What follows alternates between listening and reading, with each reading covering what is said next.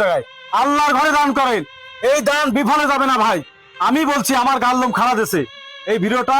এইরকম মসজিদ আছে কিনা বাংলাদেশে আমার জানা নেই ভাই। দেখেন মসজিদটা একটু দেখেন, একবারে এমন অবস্থা দেখেন, পলিথিন দিয়ে সব পানি দিয়ে আটকানোর জন্য। ওই দেখেন, এই দেখেন অলরেডি পানি জমে আছে ভাই।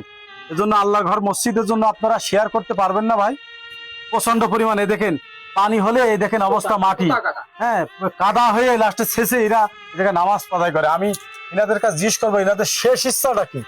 কাকা আপনাদের ইচ্ছাটা কি এই মসজিদের জন্য? আমাদের শেষ ইচ্ছা আমরা এইখানে নামাজ পড়ে জন্য আমরা মৃত্যুবরণ করতে পারি, এই আমরা দোয়া চাচ্ছি বা ওনাদের কাছে একটু সাহায্য চাচ্ছি যে আমাদের এই মসজিদটা একটু তাড়াতাড়ি আমরা একটু সংস্কার করি, আমরা একটু সুন্দর করতে পারি।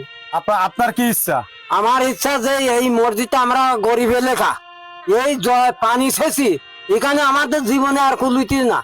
এখন এই মসজিদটা আমরা যদি করিয়ে দিতে পারেন আপনারা, তো খুব আপনাদের কাছে দোয়া চাচ্ছি, দোয়া করবেন। দোয়া করবো।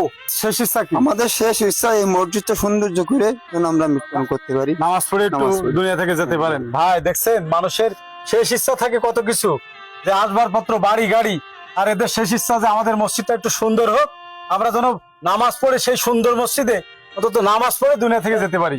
এই ভিডিওটা আজকে প্রচুর পরিমাণ শেয়ার করবেন। কেন করবেন জানেন ভাই? দুনিয়ার পরে কিন্তু মানুষ মরে গেলে দুইটা জিনিস থাকবে, কি জানেন? এক হচ্ছে নেক সন্তান, দুই হচ্ছে দান খয়রাত। আপনি দান করবেন কোন জায়গায়?